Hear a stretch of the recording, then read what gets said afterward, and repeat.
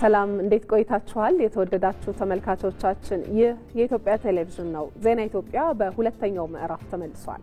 ዜና ኢትዮጵያ በሁለተኛው ምዕራፍ እስከ 8 ሰዓት ድረስ ይቆያል። ዜና ኢትዮጵያን እየመራን ደግሞ ማህሌት ታደለና ነጻነት ፍቅሩ አብረናችሁ ቆይታ እናደርጋለን። የሰዓቱን አበይት ጉዳዮቻችንን ደግሞ እናስተዋውቃችሁ። በኢትዮጵያ የታዩ ጽንፈኛ አካሄዶችን በማከም ወደ አዲስ ምዕራፍ መሸጋገር እንደሚገባ ተጠየቀ።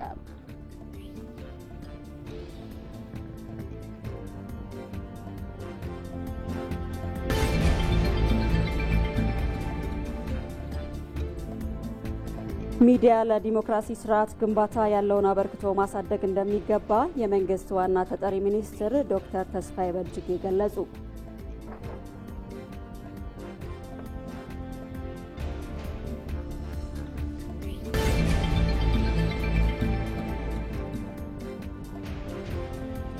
ሰላምን ለማስፈን የሃይማኖት ተቋማት ብዙ የቤት ስራ እንደሚጠበቅባቸው የኢትዮጵያ ሃይማኖት ተቋማት ጉባኤ ገለጸ።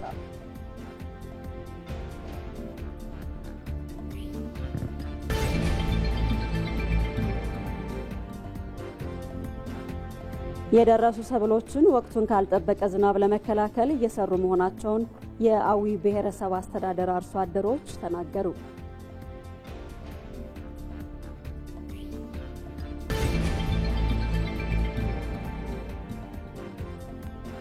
ከውጭ የአሜሪካ ተወካዮች ምክር ቤት ተዘግተው የቆዩ የፌዴራል መስሪያ ቤቶች እንዲከፈቱ ወሰነ።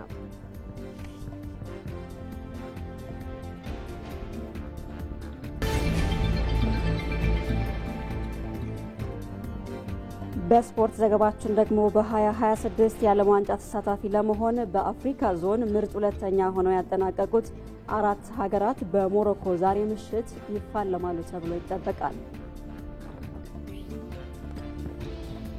ተመልካቾቻችን ቆይታችሁን ከዜና ኢትዮጵያ ጋር ስታደርጉ ከዚህ ከዋናው ስቱዲዮ ከያዝናቸው ጉዳዮቻችን ባሻገር በቀጥታ መስመር ሪፖርተሮቻችን እየገቡ ተጨማሪ መረጃ ይሰጡናል። እንግዳም ጋብዘን ደግሞ ማብራሪያ የምንጠይቅበትንም ጉዳይ ይዘን ነው ቆይታ የምናደርገው።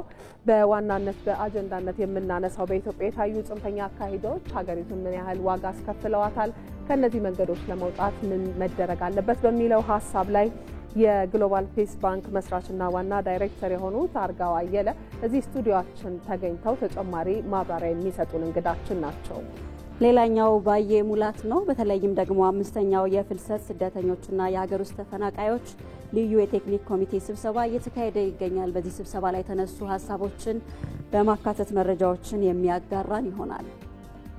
በሌላ በኩል ደግሞ የፌዴሬሽን ምክር ቤት አፈ ጉባኤ አቶ አገኘሁ ተሻገር ለ20ኛው የብሔር ብሔረሰቦችና ሕዝቦች በዓል አስተናጋጇ ሆሳዕና ከተማ ምን ያህል ዝግጅት እያደረገች ነው የሚለውን በስፍራው ተገኝተው ጉብኝት እያደረጉ ነው። ሳዳት መሐመድ ሳኒ ጉዳዩን ተከታትሎታል። ቆየት ብሎ ሙሉ መረጃውን ያደርሰናል። ወደ ሲዳማ ክልል እናመራና ደግሞ የመኸር እርሻ እንቅስቃሴ ምን እንደሚመስል ባልደረባችን አስረሳ ወግሼ ተጨማሪ መረጃዎችን አካቶ የሚነግረን ይሆናል። ሀገር አቀፉ ማይንቴክስ ወይም የማዕድን ኤክስፖ ምክትል ጠቅላይ ሚኒስትር ተመስገን ጥሩነህ በተገኙበት በአዲስ ኮንቬንሽን ማዕከል ተከፍቷል። አከፋፈቱ ላይ የተነሱ ሀሳቦችን ጨምሮ አቤል ሙሉጌታ ቆየት ብሎ ሙሉ መረጃውን የሚያጋራን ባልደረባችን ነው። አብራችሁን ቆዩ። ኢትዮ መልህቅ በብሔራዊ ጥቅም በህብረ ብሔራዊ አንድነትና ገዥ ትርክት በሀገሪቱ ሁለንተናዊ እድገት በብልጽግናና ከፍታ የሀገሪቱን የማንሰራራት ዘመን በባህር በር ጉዳይ በወቅታዊና ሀገራዊ ቀጠናዊ ጉዳዮች ላይ ያተኮረ ዝግጅት ዘውትር ሰኞ ሮብና አርብ ከምሽቱ 3 ሰዓት ጀምሮ በኢትዮጵያ ቴሌቪዥንና በኢቢሲ.ስትሪም የማህበራዊ ትስስር ገጾች ላይ መተላለፍ ይጀምራል። ኢትዮ መልህቅ በቅርብ ቀን ይጠብቁን።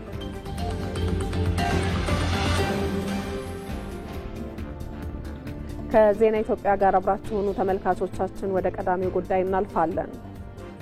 በአማራ ክልል ነፍጥ አንስተው ጫካ ለገቡ ታጣቂዎች መንግስት እንደከዚህ ቀደሙ ሁሉ ምህረት እንደሚያደርግ ምክትል ጠቅላይ ሚኒስትር ተመስገን ጥሩነህ አስታወቁ።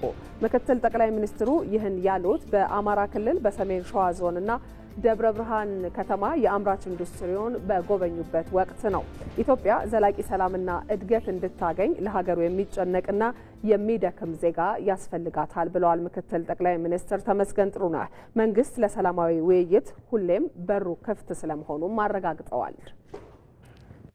በጫካ ላሉ ወንድሞቻችን ማስተላለፍ የሚፈልገው መልእክት ቢኖር የፌዴራልም ይሁን የክልሉ መንግስት ለየትኛውም አካል እስካሁን በሰጠው ምህረት መሰረት በሰላም በንግግር በውይይት በሰለጠነ መንገድ ችግሮችን እየፈታን ተባብረን ክልላችንን አገራችንን አልምተን አገራችን በአህጉራችንም በዓለምም ደረጃ የሰለጠነች ክብሯ የተጠበቀ በድህነትና በኋላ ቅርነት ሳይሆን በብልጽግና በቴክኖሎጂ የምትታወቅ አገር እንድናደርግ በጋራ እንድንሰራ በዚህ አጋጣሚ ጥሪ ማስተላለፍ እፈልጋለሁ።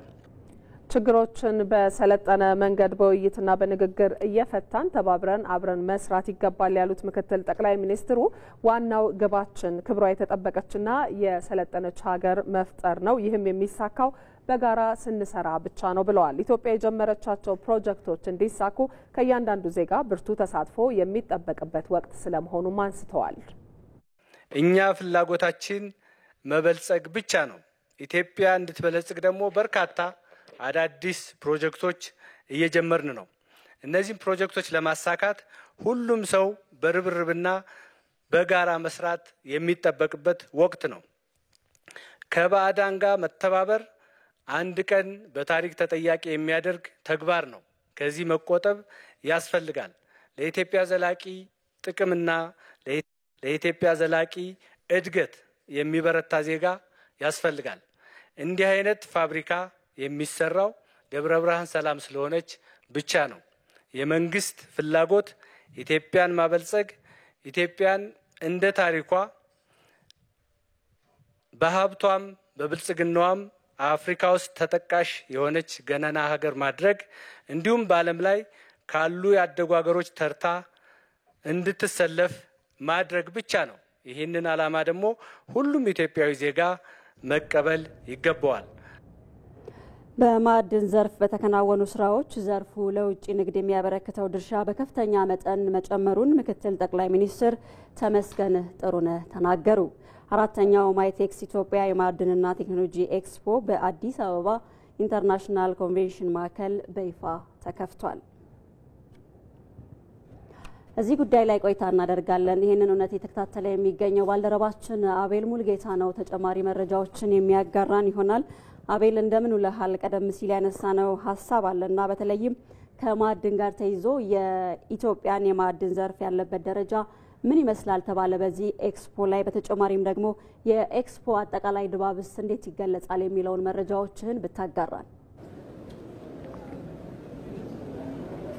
አመሰግናለሁ። እንግዲህ ቀደም ብለሽ እንደገለጽሽው ምክትል ጠቅላይ ሚኒስትር ተመስገን ጥሩነህ ናቸው ይህንን የሚንቴክስ የ2025 ኤክስፖ እንደዚሁ ያስጀመሩትና በተለይም የማዕድን ዘርፉ ደግሞ እንደ ሀገር እያበረከተ ያለው አስተዋጽኦ አለ። በተለይም በዘንድሮ የወጭ ንግድ ላይ 40 በመቶውን ያህል የሚሸፍነውም ከዚሁ የተገኘ ገቢ ነውና ይህንን ደግሞ የበለጠ ጥቅም ላይ ለማዋል ሰፋፊ ስራዎች አሁንም እየተከናወኑ እንደሆነ ተገልጿል። በተለይም ምክትል ጠቅላይ ሚኒስትሩ በዋናነት ያነሱት ኢትዮጵያ በሶስት አይነት ሀብቶች ምድሯ የያዘ መሆኑን አንስተዋል። በከርሰ ምድር ውስጥ የሚገኙ የተለያዩ ማዕድናቶች አሉ።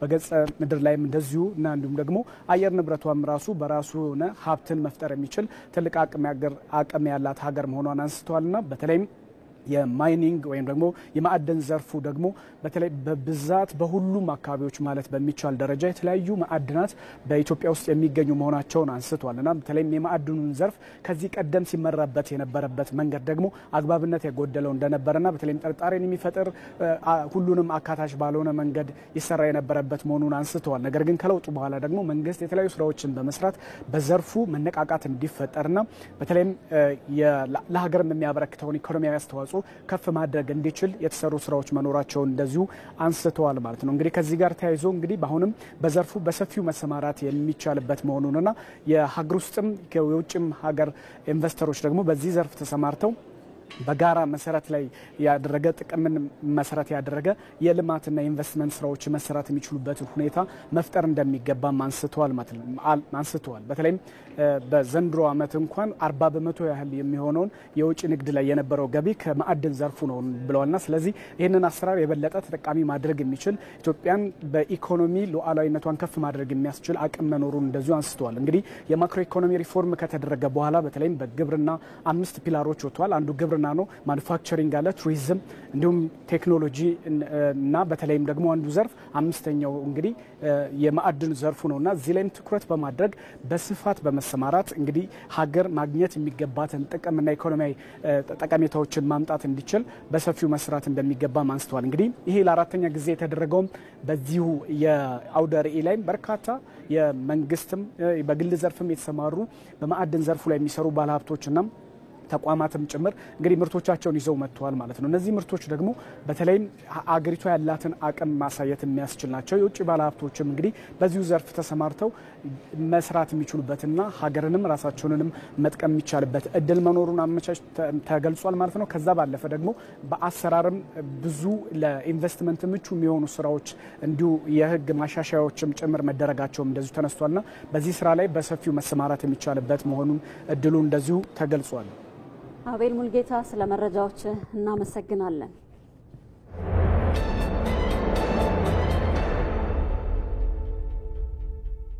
ዜና ኢትዮጵያ ላይ ናችሁ ተመልካቾቻችን። በአጀንዳነት ወደምንመለከተውና ቀደም ሲል ወደ አስተዋወቅናችሁ ጉዳያችን ነው የምናልፈው። በኢትዮጵያ የታዩ ጽንፈኛ አካሄዶች ሀገሪቱን ዋጋ በማስከፈል የፈጠሩትን ስብራት በማከም ወደ አዲስ ምዕራፍ መሸጋገር እንደሚገባ ተጠየቀ።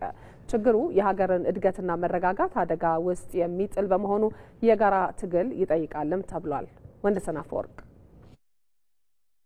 የብሔር የሃይማኖት አሊያም ፖለቲካዊ መነሻዎችን ምክንያት በማድረግ አንዳንዶች ጫፍ የረገጡ አቋሞችን ሲያራምዱ ከባቢን ብሎም አገርን ዋጋ ሲያስከፍል ማየታችን ሩቅ አይደለም። ሰዎች በሚያምኑት ጉዳይ ላይ የከረረ አቋምን ሲያንጸባርቁ አለፍ ሲልም ይህ እምነታቸውን ሌሎች ይቀበሏቸው ዘንድ ከኔ ውጪ ላሳር የሚለው ብሔላቸው ደፍጣጭነታቸው የደም አበላ ፈጥሮ ትውልድ የሚሻገር ቁርሾ እስከ መዝራትም ይደርሳሉ። ጽንፈኝነትና ዋልታ ረገጥ እሳቤዎች በነገሱ ጊዜ የሌሎች አመለካከትና አቋም ቦታ ያጣል። ራስን ብቸኛ የመፍትሄ አካል ተደርጎ የሚቆጠርበት እንደመሆኑም የሌሎች እይታ በጉልበት ተደፍጥጦ ይታፈናል። በተቃራኒው የቆመ ወገን ሐሳቡን አልቀበልም ያለ እንደሆነ የኃይል እርምጃም ይወሰድበታል።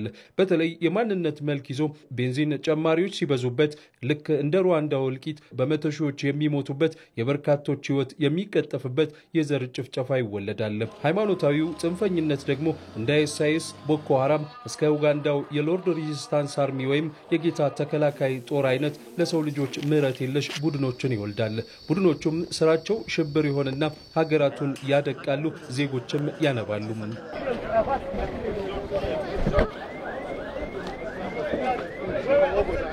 የፖለቲካ ጽንፈኝነትም በተለያዩ የዓለም ሀገራት ሰዎችን እርስ በርስ ቃታ እንዲሳሳቡ አድርጓል። የእርስ በርስ ጦርነቶችንም ወልዷል። በኢትዮጵያም ይህ አካሄድ የበርካታ ልጆቿን ሕይወት ሸምቷል።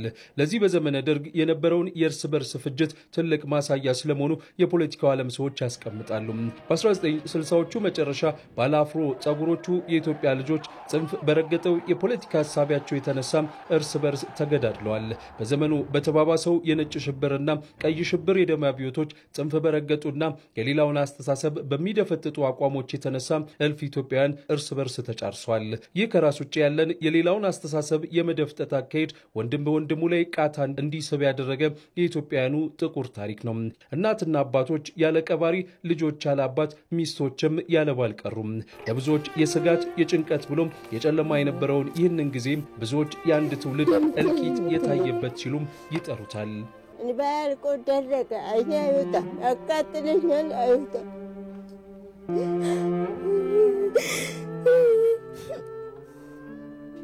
ከነጭና ቀይ ሽብሩ ጊዜ ወዲህ ባሉ ዓመታትም ቢሆን በውይይት የሚያምን የፖለቲካ ባህልን መገንባት ያቃታቸው ኢትዮጵያን ጽንፍ በያዘው የፖለቲካ ያካሄዳቸው ምክንያት እርስ በርስ ተገዳድለዋል። ባለፉት ዓመታት በጽንፈኛ አቋም አራማጆች የተነሳም ዜጎች በብሔር ማንነታቸው በሃይማኖታቸውና በፖለቲካ አቋማቸው የተነሳ በተለያዩ የሀገሪቱ አካባቢዎች ሕይወታቸውን አጥተዋል፣ ጉዳት ደርሶባቸዋል፣ ቤት ንብረቶቻቸውም ወድሟል። በሀገሪቱ የታዩ የእርስ በርስ ጦርነቶችም የዚህ የኔ ብቻ ትክክል ነው በሚሉ ከዘመኑ ጋር መራመድ ባልቻሉ በጠረጴዛ ዙሪያም የመወያየት ባህልም በሌላቸው ፖለቲከኞች ምክንያት የተፈጠሩ ናቸው። ይህም የሀገሪቱን እድገትና መረጋጋት አደጋ ላይ የጣለ ሲሆን ከሚገባት ከፍታ እንዳትደርስም ለዜጎቿም የተሻለ ሕይወትን መስጠት እንዳትችልም አድርጓታል። ጽንፈኝነትን ማዕከል ተደርገው የሚደረጉ እንቅስቃሴዎች የንጹሃን ዜጎች መፈናቀል፣ ሞት፣ የንብረት ውድመት እያደረሰ ነው ያለው። ገና ሙሉ በሙሉ አልተሻገርንም። የፖለቲካችን በምክንያታዊነት ከማመን ይልቅ አሁንም በሐሳብ በላይነት ከማመን ይልቅ የመቻቻልና ኢትዮጵያን የሚመጥን አይነት ሐሳብ ውስጥ በጋራ ከመስራት ይልቅ ጽንፍና ጽንፍ ይዞ የመጠፋፋት ፖለቲካ ባህላችን አሁንም አልተቀየረም። ዛሬም ድረስ ኃይልን የቀላቀለው የፖለቲካ ጽንፈኝነት የሀገሪቱ ፈተና ሆኖ ቢቀጥልም መንግስት ግን ይህንን ባህል ለመቀየር የሚያስችሉ እርምጃዎችን ስለመራመዱ ይገለጻል። መንግስት በብሔራዊ ጥቅም ተቀራርቦ መስራትን መርጦ የመሪነት ሚናንም ወስዷል። አጥፊውን የሀገሪቱን የፖለቲካውን አካሄድ ለመቀየር በማሰብም ከዚህ ቀደም ባልታየ መልኩ የተፎካካሪ ፓርቲ ሰዎች ሳይቀሩ በመንግስት መዋቅር ውስጥ ገብተው ህዝባቸውን ማገልገል ይችሉ ዘንድ እድልም ተፈጥሯል።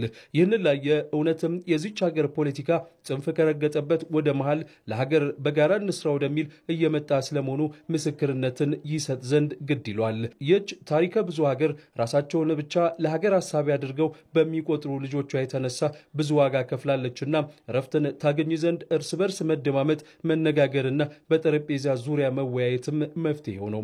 ፍጹምነት እኔ ጋር ነች፣ የኔ ብቻ እኔ የሚለው ካልሆነ የሚለው አስተሳሰብ የሀገር ግንባታ ስራችን በከፍተኛ ደረጃ የሚጎዳ ስለሆነ የራስ ፍላጎትን በግልጽ መግለጽ እንደተጠበቀ ሆኖ የሌላውንም ለማወቅ ለመረዳት እንዴት አጣጥመን መሄድ እንችላለን የሚለውንም አስተሳሰብ ይዞ በምክክር በንግግር ማመንና ፍላጎቶችን አጣጥመን ሁላችንም አሸናፊ የሚያደርገን በሁሉም ጥረት የምትገነባ ጠንካራ እና የበለጸገች ሀገር መመስረት ላይ ቅድሚያ መስጠት ይኖርብናል። የፖለቲካ ጽንፈኝነት ዳፋን በዚያ ትውልድ እልቂት ያዩ ጽንፍ የረገጠ የብሔር ፖለቲካ አካሄድን ውጤትን ከሩዋንዳ የተማሩ የሃይማኖት ጽንፈኝነት ያመጣውን እልቂት የተመለከቱ ጽንፍ ከያዘ አካሄድ ሀገርን ማላቀቅ እንደሚገባ ይመክራሉ። ይህ ደግሞ የሁሉም ዜጋ ኃላፊነት ነው። እዚህ ጉዳይ ላይ ቆይታ እናደርጋለን። ቆይታ በማድረግ ደግሞ ተጨማሪ ሀሳቦችን እናነሳለን። በዚህ ጉዳይ ላይ ተጨማሪ ማብራሪያ እንዲሰጡን እዚህ ስቱዲዮ እንግዳ ጋብዘናል። እንግዳችን የግሎባል ፒስ ባንክ መስራችና ዋና ዳይሬክተር የሆኑት አርጋው አየለ ናቸው። ከሳቸው ጋር ጥቂት ቆይታ እናደርጋለን። እንግዳችን ስለመጡ እናመሰግናለን። እኛም ስለጋበዛችሁ እጅግ አድርጌ አመሰግናለሁ። መልካም። ጽንፈኝነትና የአንድ ሀገር እድገትን እያነሳን ነውና ምናልባት በአንድ ሀገር እድገት ላይ ጽንፈኝነት ያለው ተጽዕኖ እስከምን ድረስ ነው የሚለውን ቢያነሱልን። ይሄ እንግዲህ ሳይታለም የተፈታ ጉዳይ ነው። ጽንፈኝነት አገርን ይገላል። ሰውን ብቻ አይደለም ይገላል፣ አገርን ራሱን ይገላልና ጽንፈኝነት በሁለት መልኩ ነው የማየው። ጽንፈኝነት እስከ መደራደርና ጽንፈኝነት እስከ መሞት ድረስ ይባላል። በሀገራችን ላይ የሆነ ያለው ጽንፈኝነት ራሳችንን እስከ ማጥፋት ድረስ እስከ ሞት ድረስ የሚባለው ጽንፈኝነት በጣም ጎጂ ነው። እስከ መደራደር እስከ መነጋገር የሚሆን ከሆነ ጤናማ ሊሆን ይችላል ብዬ ነው የማስበው። ሆነም ቀረም ግን ጽንፍ መያዝ ሁሉ ጊዜ አገርን ይጎዳል፣ ግለሰብን ይጎዳል። ጽንፍ የወጣውን ራሱን አካሉንም ይጎዳል። አገርንና ሌሎችን ብቻ አይደለም ይጎዳው። ይህንን አለመረዳት ራስንም ወደ ጉዳት ውስጥ መክተት አስፈላጊ ነው ብዬ አላምንም። ሀገራችን የመጣችበት መንገድ ሁሉ ጊዜ ጽንፍ ረገጥ የሆኑ አመለካከቶች ይኖራሉና ይሄ ሀገራችን ልትደርስ ከቻለችበት ወደ ኋላ መልሷታል። ሀገራችን እንግዲህ የብዙ ሺህ ዓመት እድሜ ያላት ነች። እንደ ጥቂት ዓመት እድሜ እንዳላት ሀገር ናት ወደ ኋላ ጽንፈኝነት በሚያመጣው መከራና ችግር ወደ ኋላ ትሄዳለች እና ይሄ አገራችን በጣም ጎድቷታል። ጽንፈኛውን ራሱ የሚጎዳና የሚገልም ጭምር ነው። አሁን ላይ መንግስት የፖለቲካ አስተሳሰቦችን ወደ መሀል ለማምጣት ጥረት እያደረገና እሱ ላይ በስፋት እየሰራ እንደሆነ ይታወቃል አቶ አርጋውና ከዚህ ቀደም ግን ጽንፍ ለጽንፍ የቆሙ የፖለቲካ አስተሳሰቦችን ወደ መሀል ለማምጣት ከፍተኛ ችግር ነበረ። በሱ የተነሳ ብዙ ጉዳቶች እንደደረሱ እርሶም ሲያነሱ ነበርና ለምንድን ነው የተቸገርነው በዚህ ጉዳይ ላይ የሚለውን ሀሳብ ያንሱልን። እንግዲህ የሀገራችን የፖለቲካ አመጣጥ የብዙ አመት ልምድ አለው። ይሄ ልምዱ ባህል ሆኗል። ባህሉ የሆነበት ምክንያት ምንድነው? በተለይም ብዙ ጊዜ በጽንፈኝነት በጦርነት በውጊያ የመጣንበት መንገድ አለ። ይሄ ባህል ወደ ዘመናዊነት እንዳንመጣ የሚጎትተን ነገር አለና ጽንፈኝነት እንግዲህ ቅድም ለመጥቀስ እንደሞከርኩት በመሪህ ላይ የቆመ ነገር አይደለም። በመሪ የቆመ ነውና ጽንፈኝነት የሚያመጡ መሪዎች ናቸው እንጂ መሪህ አይደለም። ስለዚህ ያንን መሪህ ተከትሎ የሚሄዱ አካላት ወደ አላስፈላጊ ወደ ሆነው ነገር ውስጥ ይገባሉና እንግዲህ መሪዎቹን ብንይዝ መሪህ አይኖረውምና ወደ መሀል ማምጣት እንችላለን ብዬ ነው ማስበው። እንግዲህ ትኩረት ተሰጥቶበት መሰራት አለበት ብዬ ማስበው በጽንፈኝነት መሪው ውስጥ መሪዎችን መያዝ፣ መሪዎችን ማነጋገር፣ መሪዎችን ማደራደር አስፈላጊ ነው ብዬ ነው ማስበው። በተለይ ከዚህ ከጽንፈኝነት አመለካከት ጋር ተያይዞ ጽንፍ የወጡ አመለካከቶች ዛሬም እንደ ሀገር የምንፈተንባቸው ናቸውና ምናልባት እነዚህ ጽንፍ የወጡ አመለካከቶችን በማረብ በሀገር ውስጥ ለሀገሪቱ ዘላቂ ሰላምን ለመፍጠር ምን ሊሰራ ይገባል ይላሉ? እኔ እንደ ግሎባል ፒስ ባንክ ወደ ጽንፍ የሚያወጡን አስተሳሰቦች አሉ፣ የመጣንበት መንገድ አለ፣ ትርክቶች አሉ፣ የአስተሳሰብ ዘይቤዎች አሉና እነዚህ መፍታት የሚቻለው ሶስት ነገሮች መሆን አለበት ብዬ ነው ማስበው እንደ ግሎባል ፒስ ባንክ። አንደኛ የመጣንበትን መንገድ ቅሬታዎች በጣም ብዙዎች የሚማረሩባቸው ነገሮች አሉና እነዚህን በእርቅ መፍታት አለብን ብዬ ማስበው። በእርቅ ለመፍታት እንግዲህ ኢትዮጵያ አሁን የጀመረችው የናሽናል ዲያሎግ ምክክር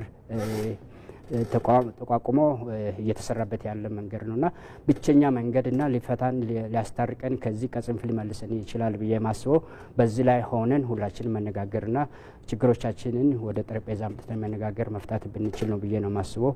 ሁለተኛ የተቃረነው ማህበረሰብ ያልታረቀ ማህበረሰብ መነጋገር አይችልም። በጥይት መነጋገር አይቻልም። በአፍ ነው መነጋገር የሚቻለው፣ በጠረጴዛ ዙሪያ መነጋገር የሚቻለው። ይሄ አሁን የለመድነው የጫካ ጦርነት ማንፈራው አለ። የጠረጴዛ ጦርነት ለምን እንደምንፈራ አላውቅም። ጠረጴዛ ጦርነት ማለት የሀሳብ ጦርነት ነውና የሀሳብ ጦርነት ሰውን አይገልም፣ ትምህርት ቤትን አያፈርስም፣ ጤና ጣቢያን አያፈርስም፣ የሰውን ህይወትም አያፈርስም። እሱን እንፈራለን። ነገር ግን የጫካን ጦርነት የመሳሪያ የጥይትን ጦርነት አንፈራምና ከዛ መመለስ አለብን ብዬ ነው ማስበው። እንደ ማህበረሰባችንም እንደ ሀገርም እንደ መንግስትም እንደ ሃይማኖት ተቋማትም ጽንፍ የወጡትን ምናቃቸው ናቸው፣ ዜጎቻችን ናቸው፣ ልጆቻችን ናቸው። እነዚህን ፍሬንድ ሬዚንግ በሚለው ፕሮግራም መያዝ መቻል አለብን፣ መመለስ መቻል አለብን፣ መለማመጥ መቻል አለብን። ልጆቻችን ናቸውና አሳልፎ ለሌላ ጠላት አሳልፎ እንዳይሰጡን መመለስ መቻል አለባቸውን፣ መነጋገር መቻል አለብን። ሁሉንም አይነት አማራጭ መጠቀም አለብን ብዬ አስባለሁ። መንግስት ጥሪ አድርጓል፣ ሃይማኖት ተቋማችም ጥሪ ማድረግ አለባቸው። የንግዱ ማህበረሰብ፣ ሁሉም ዜጋ እነዚህ ወደ መሀል ማምጣት የሚችልበትን ሚንሶች መጠቀም አለበት ብዬ ነው ማስበው። መልካም እናመሰግናለን። የግሎባል ፒስ ባንክ መስራችና ዋና ዳይሬክተር አቶ አርጋው አየለ እዚህ ስቱዲዮ ስለመጡ ስለሰጡን ማብራሪያ ጥሩ ቀን ይሁንልዎ። እኔም እጅግ አድርጌ አመሰግናለሁ። ይስጥልኝ።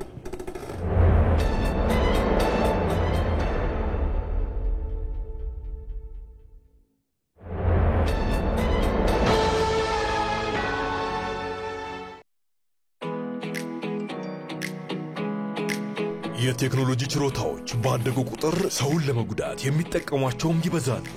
የዕለት ጉርሶንም ሆነ ለነገ ያሉትን አንጡራውን ከቀማኞች ለመታደግ ማስተዋልን ይሻል።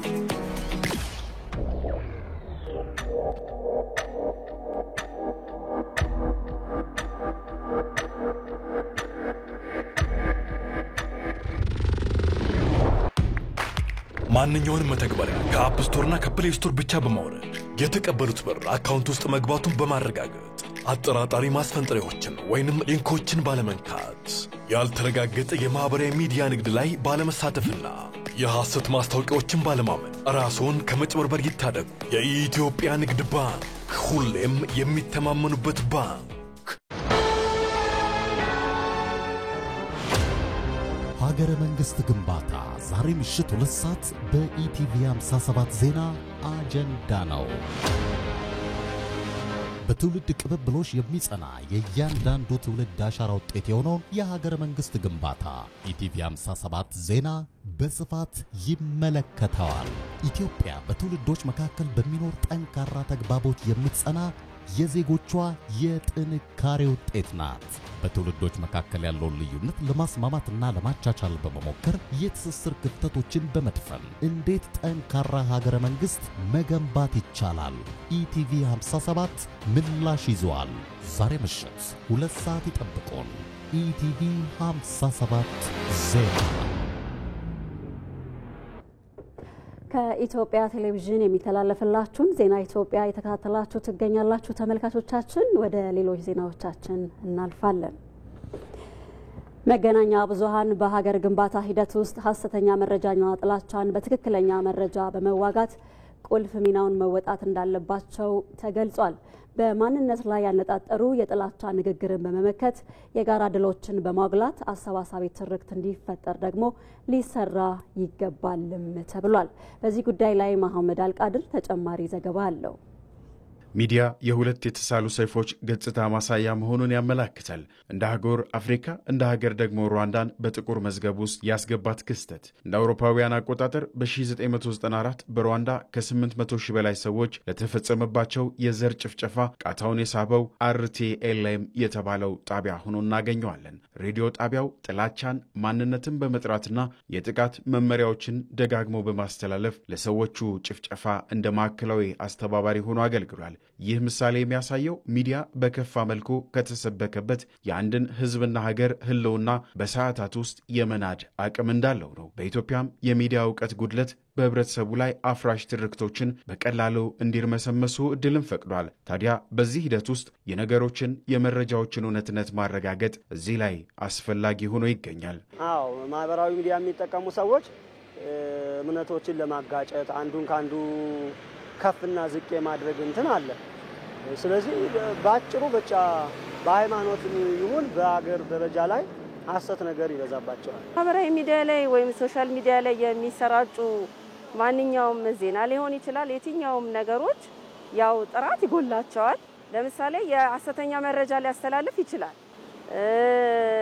ግን ያው እኛ ስንከታተል ስንወስድ ለኛ የሚጠቅመንን ማህበረሰቡን ወይም ምንን ያገለግለኛል በሚለው መልኩ ነው የምሰማውም የምከታተለውም ማለት ነው። ኢትዮጵያ በልዩ ልዩ ታሪካዊ የለውጥ ምዕራፎች ውስጥ ስታልፍ የሀገሪቱን መልክ የመቅረጽና የመገንባት ኃላፊነት በግንባር ቀደምነት የሚዲያ ተቋማት ድርሻ ነበር። ይህ ታዲያ የጋራ ማንነትን ለመገንባት መረጃን ከማስተላለፍ የላቀ የሕዝብንም አመለካከት በመቅረጽ የተነጠሉ የተለያዩ አካላትንም በማቀራረብ ወሳኝ ሚናን የሚጫወት ነው። ወንድማማችነትና ህብራዊ አንድነትን ለመናድ የሚፈልጉ ኃይሎችንም የሚመከትበት መንገድም ነው። ሚዲያዎች ማድረግ ያለባቸው ብዬ የማስበው የመጀመሪያው ጉዳይ እውነትና ዕውቀትን መጨበጥ ነው። ብዙ የሚያለያዩን እኛ በተለያየን ቁጥር ደግሞ የምናሰራጫቸው መረጃዎች የሚለያዩበትና ትውልድን የሚያበላሹበት የትውልድ ብልሽት ደግሞ ነገ የታሪክ ተወቃሽ የምንሆንበት ስለሆነ ሚዲያዎች እውነትንና ዕውቀትን ጨብጠን ለጋራ ዓላማ መቆም አለበት። የጋራ ጉዳዮቻችንን ማጉላት ኃላፊነታችን ነው። የሀገር አንድነት፣ የህዝቦች አንድነት፣ የወንድማማችነት ይህን ለማምጣት የሚዲያ ሚና በጣም ትልቅ ነው። የዓለም አቀፍ ሚዲያዎችን መውሰድ እንችላለን። የሀገራቸውን ነጻነትና የሀገራቸውን አንድነት የሚበትን ነገር ላይ ምንም ነገር አይሰሩም። እኛም እንደዛ ነው መሆን ያለብን። ሚዲያ በጎ መልኩን ስንገልጠው የደቡብ አፍሪካን የእርቅ ስነ ስርዓት የመራበትን መንገድ እናነሳለን። ደቡብ አፍሪካ ከአፓርታይድ የዘር መድሎ ውድቀት በኋላ የእውነትና የእርቅ ኮሚሽን የተፈጸሙትን ወንጀሎች በግልጽ ለህዝብ ያቀረበበትን ሂደት ሚዲያዎች በሰፊው አስተላልፈውታል። የአሰራር ጥላቻን ከመደበቅ ይልቅ በግልጽ በመነጋገር የመተሳሰብ የፍትህና የመቻቻል አዲስ ትርክትን በደቡብ አፍሪካ ፈጥሮ ነበር። ሀገሪቱ ከከፋ መከፋፈል ወጥታም ወደ ዘላቂ ሰላም እንድትሸጋገርም ቁልፍ ሚና ተጫውቷል። ለኢትዮጵያም ሀገርን ያስቀደመ ሚዲያ ከዚህ መነሻ የሚያሻት ይሆናል። የሀገራችን ሚዲያዎች ከዚህ ከዶሜስቲክ ወይም ከሀገራዊ ኮንሰምፕሽን ባሻገር አሁን ወቅታዊ ጉዳዮች በቀጠናው ላይ የሚደረጉ ነገሮችን በጥልቀትና በብስለት በጥንቃቄ መረዳት እና መረጃዎችን ደግሞ ለማህበረሰቡ ማድረስ ይገባቸዋል የሚል እምነት አለኝ። በዚህ ዙሪያ ደግሞ ሚዲያው እንደ ሀገር የሀገርን ጥቅም ወይም ብሔራዊ ጥቅም ብለን የምንጠብቃቸው የምናስባቸውን ነገሮች በደንብ ማሳየት፣ በደንብ ማሳወቅ፣ ሀገራዊ ጉዳዮችን በተመለከተ ሚዲያው የሀገሩን ጥቅም ማስጠበቅ ባለበት አግባብ ሁኔታዎችን ማስኬድ አለበት ብዬ አምናለሁ። ጋዜጠኝነቱ ሚዲያውም ከፍ እንዲል ለሀገር ብሔራዊ ጥቅም እንዲሰራ ለሀገር ብሔራዊ ጥቅም ደግሞ እንዲሰራ ስንል ከፕሮፌሽናሊዝሙ ጋር ተሰናስሎ ማለት ነው። ፊልዱ ተለዋዋጭ ነው። ባህሪው በጣም ይለዋወጣል። በዛ ተለዋዋጭ በሆነ የጋዜጠኝነት ምህዳር ውስጥ ራሱን አፕዴት እያደረገ ራሱን አፕግሬድ እያደረገ የሚሰራ ጋዜጠኛን መፍጠር ተገቢ ነው። የኢትዮጵያ ሚዲያዎችና ዜጎች ለጥፋት አጀንዳ ጆሮ በመንሳት መሬት ላይ ያለውን እውነት የሚያቀራርቡና የጋራ የሆኑ ዓላማዎችንም በማስቀደም ሀገርን መገንባት ላይ መትጋት እንዳለባቸው ይገለጻል። ሚዲያ የሰው ልጆችን ሕይወት የተሻለ ለማድረግ የተቋቋመ በመሆኑ ሀገርን የመገንባት ኃላፊነቱን ሊወጣ ይገባል ብዙዎች እንደሚያነሱት። የኢትዮጵያን ብሔራዊ ጥቅም ለማስጠበቅ በተለያዩ ዓለም አቀፍ መገናኛ ብዙሃን ላይ ቀርበው የኢትዮጵያን እውነታ የሚገልጡ በርካታ ባለሙያዎች አሉ። በተለይ የታላቁ የኢትዮጵያ ህዳሴ ግድብ ላይ ይደርስ የነበረውን ዓለም አቀፍ ጫና በመመከት ረገድ ዘርፈ ብዙ ስራ ተሰርቷል። ብሔራዊ ጥቅምን ከማስጠበቅና ሀገራዊ መግባባትን ከመፍጠር አኳያ ከመገናኛ ብዙሃን ምን ይጠበቃል የሚለውን ደግሞ መስከረም ቸርነት በተከታዩ ዘገባዋ ታስቃኘናለች።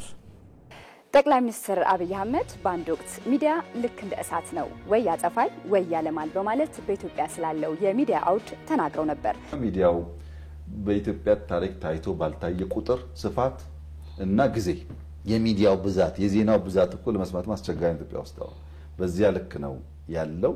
እየገራን እያረቅን እያስተካከልን ወደ እውነት ወደ ልማት ወደ ብልጽግና የሚወስደውን ደግሞ እያሰፋን ሚዋሽ አይጠፋም ግን እየቀነስን መሄድ ይኖርብናል ብዬ አምናለሁ። መገናኛ ብዙሃን ተአማኒ ወቅታዊና አስፈላጊ መረጃን ማቅረብ ተግባራቸው ነው። ነገር ግን የመገናኛ ብዙሃኑ ከሀገር ጥቅም በላይ ለራሳቸው ፍላጎት ሲቆሙ ለበርካታ ጊዜያት ተስተውሏል። እንደ ኢትዮጵያ ብዝሃ ማንነት ባለበት ሀገር በህዝቦች መካከል መቀራረብን በመፍጠር ለዘላቂ ሀገራዊ እድገት መስራት ይገባቸዋል። መገናኛ ብዙሃኑ ከራስ ጥቅም በላይ የሀገርን ጥቅም ሊያስጠብቁም ግድ ይላቸዋል። በተለይ እንደ ኢትዮጵያ ታዳጊ በሆኑ ሀገራት ውስጥ መገናኛ ብዙሃን ከራሳቸው ፍላጎት ይልቅ የሀገርን ብሔራዊ ጥቅም ለማስጠበቅ መስራት የተሰጣቸው ኃላፊነት ነው። ጸጥታና ደህንነት፣ ዘላቂ ሰላም፣ የምጣኔ ሀብት ተወዳዳሪነትና ዓለም አቀፍ ቅቡልነት ላይ ሊሰሩም ይገባል። መገናኛ ብዙሃን በኢትዮጵያ ነባራዊ ሁኔታ የነበራቸውን ሚና ጥቂት ነጥቦች እንመልከት። ለአብነት ያህል የሁሉም ኢትዮጵያዊ ሀብት የሆነው ታላቁ የህዳሴ ግድብ ከግብ እንዲደርስ ሚናቸው የጎላ ነበር። ግድቡ የኔ ነው የሚለውን ሁሉም ኢትዮጵያዊ በዘር፣ በሃይማኖት፣ በጎሳና ብሔር ሳይከፋፈል መግባባት እንዲኖረው በማድረግ መገናኛ ብዙሃን ሚናቸው የጎላ ነበር። ለግድቡ ሀብት ማሰባሰብና ሁሉም የበኩሉን እንዲወጣ ማድረግም ችለዋል። ይህ ብቻ አይደለም። በወቅቱ ይደርሱ የነበሩ ዓለም አቀፍ ጫናዎችን በመመከት ረገድ እንዲሁም አበርክቷቸው ብዙ ነው።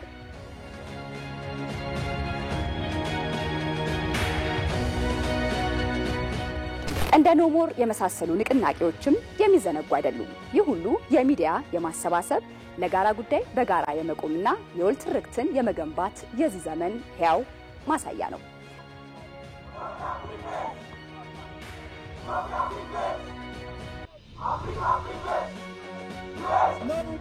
ኢትዮጵያ አሁን ያለችበት ዘመንም መገናኛ ብዙሃኑ የራሳቸውን ጥቅም ከማስቀደም ይልቅ የረጅም ጊዜ የሀገር ብሔራዊ ጥቅምን ማስጠበቅ ላይ ትኩረት ማድረግ የግድ ይላቸዋል። በህዝቦች መካከል ያለው ልዩነት ለሀገር ጉልበት ሊሆን እንደሚችል በማሳየት አንድነትን መፍጠር ይጠበቅባቸዋል። መገናኛ ብዙሃኑ ሀገራዊ የልማት ጉዳዮች ላይም ትኩረት በማድረግ ለዘላቂ ልማትና እድገት እንዲሰሩ ይጠበቃል። ሌላው ኢትዮጵያውያንን ለዘመናት የተሻገሩ ችግሮች በውይይት መፍትሄ ያገኙበታል ተብሎ የሚጠበቀው የሀገራዊ ምክክር ሂደት ላይ ዜጎች ንቁ ተሳትፎ እንዲያደርጉ ለማስቻል የሚዲያ ሚናው በጉልህ የሚነሳ ነው። ሀገራዊ ምክክሩ በዜጎች መካከል መግባባትን የሚፈጥር ነውና መገናኛ ብዙሃን ደግሞ የማቀራረብ ኃላፊነት አለባቸው። በየጊዜው ለሀገር ብሔራዊ ጥቅምና ሉዓላዊነት መረጋገጥ የሚነሱ ጉዳዮች ወደፊት እንዲመጡ ከማድረግ ጀምሮ አንድነት ኃይል፣ የአብሮነት ትርክትም ጉልበት ሆኖ ሀገርን እንዲያራምድ መገናኛ ብዙሃን ኃላፊነታቸው ብዙ ነው። በኢትዮጵያ ብሔራዊ ትርክትን በመገንባት ሂደትም መገናኛ ብዙሃን በተለይም የትናንትን ስህተት እንዳይደገም የዛሬው ብርታት ለነገ እንዲሻገርና ህብረ ብሔራዊ አንድነት ማስቀጠል እንዲቻል የሀገራዊ መግባባት ሚናው ከፍተኛ ነው። በሌላ ዜና መገናኛ ብዙሃን ለዲሞክራሲ ስርዓት ግንባታ ያለውን አበርክቶ ለማሳደግ የአቅም ግንባታ ስልጠና እንደሚያስፈልግ የመንግስት ዋና ተጠሪ ሚኒስትር ዶክተር ተስፋዬ በልጅጌ ገለጹ። በመገናኛ ብዙሃን ልዕቀት ማዕከል ስልጠና በመውሰድ ላይ የሚገኙ ጋዜጠኞች በበኩላቸው ስልጠናው ሰፊ ፋይዳ እንዳስገኘላቸው ገልጸዋል። መሐመድ ራማቶ በጉዳዩ ላይ ተጨማሪ ዘገባ አለው። የኢትዮጵያ መገናኛ ብዙሃን ባለስልጣን ከአዲስ አበባ ዩኒቨርሲቲ ጋር በመተባበር የመገናኛ ብዙሃን ልዕቀት ማዕከልን በቅርቡ ይፋ ማድረጉ ይታወሳል። የማዕከሉ ዓላማ የተዛባ የሚዲያ አዘጋገብ አውድን ሙያዊና የሀገር ብሔራዊ ጥቅምን ባከበረ መልኩ ማስኬድ እንዲቻል በስልጠና የጋዜጠኞችን አቅም መገንባት ነው። የኢትዮጵያ መገናኛ ብዙሃን ባለስልጣን ዋና ዳይሬክተር ዶክተር ሳምሶን መኮንን ሙያዊነትና የሀገር ብሔራዊ ጥቅም የማይነጣጠሉ ሀሳቦች እንደሆኑ ይገልጻሉ። መሰረቱ ሳይንስ ነው በራሱ የኢትዮጵያ ሚዲያ ብቻ ሳይሆን ፕራክቲሱን ብቻ ሳይሆን ደግሞ ሊትሬቸሮችን ሪቪው ብናደርግ ሚዲያና ብሔራዊ ጥቅም ሁለቱ ተመጣጥኖ ተሰናስሎ አብሮ የሚሄዱ እሳቢዎች ናቸው። የትኛውም ሀገር ሚዲያ ደግሞ ፕራክቲሱንም ስናይ የራሱን ሀገር ብሔራዊ ጥቅም አሳልፎ የሚሰጥ ሚዲያ አላገኘንም እስካሁን። በዚህ መነሻነት በኢትዮጵያ ከሚገኙ የህዝብ የመንግስትና የግል የመገናኛ ብዙሃን ለተወጣጡ የሚዲያ ባለሙያዎች ስልጠና እየተሰጠ ይገኛል። ሚዲያና ዴሞክራሲ በሚል ርዕስ በቀጠለው በሁለተኛው ዙር ስልጠና ሚዲያ ለዴሞክራሲ ስርዓት ግንባታ ወሳኝ ሚና እንዳለው በህዝብ ተወካዮች ምክር ቤት የመንግስት ዋና ተጠሪ ሚኒስትር ዶክተር ተስፋዬ በልጅጌ ገልጸዋል። በሀሳብ ምክንያት መጠላለፍ፣ መጠፋፋት፣ እርስ በርስ ጦርነትና ግጭት ውስጥ እንድንገባ ሆነዋል። ይህንን ሁኔታ ለመቀየር ዴሞክራሲያዊ ባህል መለማመድ አለብን፣ እየገነባን መሄድ አለብን። ይሄ ለማድረግ በየደረጃው ያለው ማህበረሰብ ማወቅ አለበት። ህብረተሰቡ ኢንፎርምድ እንዲሆን የነቃ እንዲሆን በሚገባ በክፉና በደጉ መካከል ለይተው እንዲያውቅ ደግሞ ከሚዲያ በላይ ትልቅ ስራ የሚሰራ ተቋም የለም ማለት። በሁሉም ዓለም ያሉ ሚዲያዎች የሀገራቸውን ብሔራዊ ጥቅም መሰረት አድርገው እንደሚሰሩ የጠቆሙት የመንግስት ዋና ተጠሪ ሚኒስትሩ ዶክተር ተስፋዬ በልጅጌ ኢትዮጵያ ውስጥ ያሉ የህዝብ የመንግስትና የግል ሚዲያዎች በዘገባዎቻቸው ታሳቢ ሊያደርጓቸው የሚገቡ ነጥቦችን ጠቅሰዋል። ኢትዮጵያ ውስጥ ሚዲያዎች በሙሉ የግልም ይሁን የመንግስትም ይሁን የህዝብ ሚዲያም ይሁን ሚዲያዎች በሙሉ ቢያንስ 5 ጉዳዮች ማዕከል አድርገን ብንሰራ ኢትዮጵያን እናሻግራታለን የሚል እምነት አለኝ። 5 ነገሮች ያልኩት አንደኛው ብሔራዊ ጥቅም፣ ሁለተኛው ህብረ ብሔራዊ አንድነትና አሰባሳቢ ትርክት፣ ሶስተኛው የዲሞክራሲ ባህልና የተቋም ግንባታ፣ አራተኛው አዎንታዊ የሰላም ባህል ግንባታ፣ አምስተኛው የኢኮኖሚ ሉዓላዊነትን ማረጋገጥ ላይ ሁሉ ሚዲያዎች በጋራ መስራት አለባቸው። በመገናኛ ብዙሃን ልዕቀት ማዕከል በመሰልጠን ላይ የሚገኙ ጋዜጠኞችም ስልጠናው ክፍተቶችን ለመሙላትና በብሔራዊ ጥቅም ዙሪያ ሰፊ ግንዛቤ ለማግኘት እንዳገዛቸው ገልጸዋል። ከዚህ በፊት የነበሩ ክፍተቶች ምንድን ናቸው? አሁንስ ዓለም ያለበት የፖለቲካ ሁኔታ አለ። ዓለም ላይ ያሉ ቻሌንጆች አሉ፣ ትላልቅ ቻሌንጆች እና እነሱን ቻሌንጆችን አንደርስታንድ አድርጎ ለሀገር በሚጠቅም መልኩ የተዘጋጀ የተደራጀና ስልታዊ የሆነ ጋዜጠኛ ለመፍጠርም አጋዥ በመሆኑ እጅግ መበረታታት አለበት ብዬ አስባለሁ። ጋዜጠኛው ዛሬ ላይ እየሰራበት ያለውን ነገር እንዲፈትሽ ራሳችንን እንድናይ በተለይ ደግሞ በአቅም ግንባታም ብዙ ሰዎች ከናሽናል ኢንተረስት ጋር በተለይ ደግሞ የሀገርን ጥቅም ከማስከበር አኳያ እንዴት ነው እየሰሩ ያሉት፣ ወደፊትስ እንዴት ነው መሰራት አለበት የሚለውን ነገር ጠቅለል ያለ ጥሩ የሆነ የኢትዮጵያ መገናኛ ብዙሃን ባለስልጣን ከአዲስ አበባ ዩኒቨርሲቲ ጋር በመተባበር ለሚዲያ ባለሙያዎች እየሰጠ የሚገኘው የአቅም ግንባታ ስልጠና ቀጣይነት ያለው መሆኑም ተገልጿል። ዜና ኢትዮጵያ ላይ ናችሁ ተመልካቾቻችን። አሁን ደግሞ ሪፖርተሮቻችን በቀጥታ መስመር ተጨማሪ መረጃ ወደሚሰጡባቸው ጉዳዮቻችን እንሻገራለን። 20ኛውን የኢትዮጵያ ብሔር ብሔረሰቦችና ሕዝቦች በዓል የምታስተናግደው ሆሳና ከተማ ለበዓሉ ምን አይነት ቅድመ ዝግጅት እያደረገች ነው የሚለውን ለመመልከት የፌዴሬሽን ምክር ቤት አፈ ጉባኤ አቶ አገኘው ተሻገር በሆሳና ከተማ ጉብኝት እያደረጉ ይገኛሉ። ጉብኝቱን እየተከታተለ የሚገኘው ደግሞ ሪፖርተራችን ሳዳት መሐመድ ሳኒ ነው። በቀጥታ መስመራችን ላይ ይገኛል። ሳዳት እንዴት ቆይተሃል? ሆሳና ከተማ ለብሔር ብሔረሰቦች በዓል እያደረገችው ያለችው ዝግጅት ምን ይመስላል? አጠቃላይ የጉብኝቱን ድባብ አክለህ መረጃህን አጋራል። አመሰግናለሁ። እንግዲህ ዛሬ ጠዋት አቶ አገኘሁ ተሻገር የፌዴሬሽን ምክር ቤት አፈ ጉባኤ በጠዋት እዚህ ሆሳና ከተማ ሲገቡ በክልሉ ርዕሰ መስተዳደር የማዕከላዊ ክልል ርዕሰ መስተዳደር ማዕከላዊ ክልል ርዕሰ መስተዳደር አቶ እንደሻው ጣሰው አቀባበል አድርገውላቸዋል። እንደዚሁም ሌሎች የክልሉ ባለስልጣናት እንደዚሁ ደማቅ አቀባበል አድርገውላቸዋል። ከዚህ በተለየ እንግዲህ በከተማው እየተከናወኑ ያሉ ተግባራትን ጎብኝተዋል። የጎበኙት ተግባራት አንዳንድ እንቅስቃሴ የተደረገ ይገኛል። በተለይ ደግሞ ጅምር ግንባታ የለም። በአብዛኛው የተመለከትነው እየተጠናቀቁ ያሉ ማጠናቀቂያ ግንባታዎች እየተከናወኑበት ያሉ ግንባታዎችን ተመልክተናል። ከዚህ ጋር በተገናኘ የመንገድ ማስተካከል እንደዚሁም የጥገና ስራዎች እየተከናወኑ ነው የሚገኘው። ምክንያቱም አብዛኛው ስራዎች ቀደም ብለው ስለተጠናቀቁ አሁን እየተከናወነ ያለው ከ20 ቀን በኋላ በግምት ከ20 ቀን በኋላ በሚከበረው የብሔር ብሔረሰቦች ቀን እዚህ ከተማ ላይ ማለት ነው አብዛኛው ስራ በአብዛኛው ትላልቅ የሚባሉ ስራዎች ተጠናቀው ዝግጅቱ ተጠናቋል። ጥቃቅን የማጠናቀቂያ ወይም ደግሞ የፊኒሺንግ ስራዎች እየተከናወኑ ነው የሚገኘው። እንግዲህ ከዚህ ቀደም እንደተነገረው የዚህ የ20ኛው የብሔር ብሔረሰቦች በዓል የሚከበረው ብሔራዊ ዲሞክራሲያዊ መግባባት ለህብረ ብሔራዊ አንድነት በሚል መርሃ ግብር ነው። ይህ እንግዲህ ክልሉ 10 ብሔር ብሔረሰቦች የሚገኙበት ክልል ነው። ይህ ክልል ከዛም ባሻገር እነዚህ ከ10 ባሻገር ሌሎች 76 ብሔር ብሔረሰቦች የፌዴሬሽን ምክር ቤት ያወቃቸው እውቅና የተሰጣቸው ማለት ነው በዚህ ከተማ የሚገኙ ነው የሚለው። በዚህ አንዱ ግቡ የብሔር ብሔረሰቦች ቀን ዋናው ግቡ ብሔር ብሔረሰቦች እንዲተዋወቁ ወይም ደግሞ እርስ በርስ እንዲተዋወቁ አንዱ ያንዱን ባህል እንዲያውቅ ነው። ከዚህም ባሻገር ህገ መንግስታዊ መብቶቻቸውን እንዲያውቁ ህገ መንግስታዊ ስርዓቱ ምን እንደሚመስል የጠለቀ ግንዛቤ እንዲኖራቸው በጥልቀት ይሰራል ነው የተባለው። ከዚህም ባሻገር እንግዲህ አንደኛው የማዕከላዊ ክልል ሆኖ ከተመሰረተ አጭር ጊዜ ነውና ይህ ክልል በኢንቨስትመንት ዘርፍ ያለውን እምቅ አቅም የሚያሳይበት እንዲሁም በሚዲያው ዘርፍም ሚዲያዎች የክልሉን ሀብትና ወይም ደግሞ አቅም የቱሪዝም ሴክተሩንም እንደዚሁም ያለውን ሀብት በሙሉ አውጥተው የሚያሳዩበት ነው የተባለው። ጉብኝቱ ዛሬ ከሰዓት ላይ የሚቀጥል ይሆናል።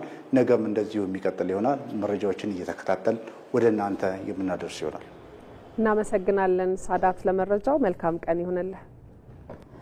አፍሪካውያን በትብብርና በጋራ በመስራት ስደተኝነትን መቀነስ እንዳለባቸው የአፍሪካ ህብረት አሳስቧል። 5ኛው የፍልሰት ስደተኞችና የሀገር ውስጥ ተፈናቃዮች ልዩ የቴክኒክ ኮሚቴ መደበኛ ስብሰባ በአዲስ አበባ አፍሪካ ህብረት አዳራሽ እየተካሄደ ይገኛል። እዚህ ጉዳይ ላይ ቆይታ እናደርጋለን። በዚህ ጉዳይ ላይ ተጨማሪ መረጃ ሊያደርሰን ባልደረባችን ባየ ሙላት በቀጥታ መስመራችን ላይ ነው የሚገኘው። ባየ እንዴት ቆይተሃል? በተለይም በአፍሪካ ስደትንና ፍልሰትን ለመቀነስ ምን መሰራት አለበት የሚል ሀሳብ ተነሳ የሚለውን መረጃ ብታጋራል። አመሰግናለሁ። የፍልሰት ስደትና የሀገር ውስጥ መፈናቀል ቴክኒካል ኮሚቴ በአፍሪካ ህብረት ጥላ ስር ያለ በአፍሪካ ውስጥ የሚከናወኑ ስደቶችን ለመቀነስ የሚሰራ ተቋም ነው። እንደ ተቋም የሚቆጠር አካል ነው ማለት ነው። እንግዲህ ባለፉት 3 ቀናት ያክል ድረስ የቴክኒካል ኮሚቴዎች ስብሰባ ሲያደርጉ ነበረ። በተለይም ከሰኞ ጀምሮ እስከ ትናንት ድረስ ባሉ 3 ቀናት ማለት ነው። በአፍሪካ ስደትን እንዴት እንቀንስ፣ ስደት የሚያመጣው ተጽዕኖ ሁሉንም አፍሪካውያን የሚጎዳ ነውና በጋራ መቀነስ አለብን የሚል ምክክር ሲያደርግ ነበር የቴክኒካል ኮሚቴው ወይም ደግሞ የባለሙያዎች ኮሚቴው ማለት ነው።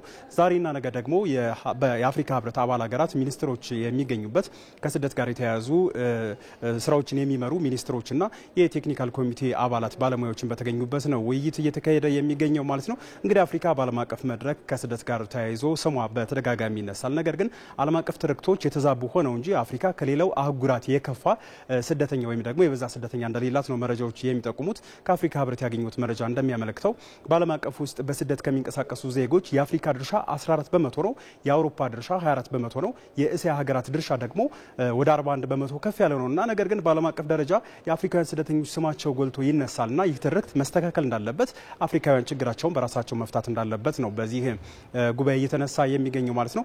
በአፍሪካ ህብረት የጤና የሰብአዊ ጉዳዮችና የማህበራዊ ዘርፍ ኮሚሽነሯ አምባሳደር አማቱም አሟህም እንደዚሁ ይህንን ነው የገለጹት። አፍሪካውያን በጋራ በመሆን በጋራ በመስራት ስደተኝነትን መቀነስ ይገባቸዋል። አፍሪካውያን የሚሰደዱባቸው የተለያዩ ምክንያቶች አሉ። አንደኛው የተፈጥሮ የአየር ንብረት ለውጥ የሚያመጣው ተጽዕኖ፣ ሰዎች ለረሃብ ስለሚጋለጡ ይህን ሽሽት ይንቀሳቀሳሉ። በዚህ ደግሞ ከአፍሪካ ወጥተው ወደ ሌሎች አህጉራት ደግሞ አፍሪካ ሀገራት እርስ በርስ ይንቀሳቀሳሉ። ሌላኛው ደግሞ በየአካባቢው በሚነሱ ግጭቶች እንደዚሁም ህይወታቸውን ለማትረፍ ይንቀሳቀሳሉና እነዚህን ነገሮች የአፍሪካ መንግስታት በጋራ በመስራት መቀነስ አለባቸው የሚል መልእክት ነው ያስተላለፉት።